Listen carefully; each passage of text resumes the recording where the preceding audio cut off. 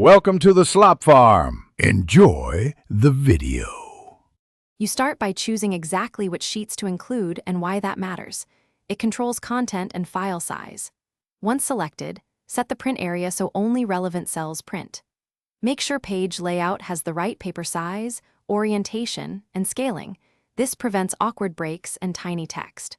Also edit margins and headers or footers now, because these govern final alignment and identification on every page. Doing this early saves a lot of re-export time.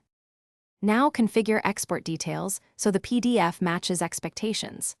Go to File, then Export or Save As, and pick PDF. Use options to specify whether to publish the entire workbook, active sheets, or a custom page range.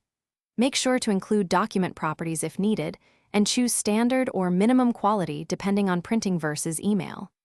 If you want a single combined file, pick one file for the entire workbook. Otherwise, select one file per sheet. Once you finish by clicking Publish or Save to create the PDF, make sure to open it immediately to verify layout and content. Inspect page breaks, fonts, embedded images, and any hyperlinks so nothing truncated or substituted. If something looks off, go back and adjust print area, scaling, or page breaks, then re-export. And if linked data is missing, update or break links before exporting. Finally, save the original workbook with a descriptive name so you can reproduce changes quickly if needed.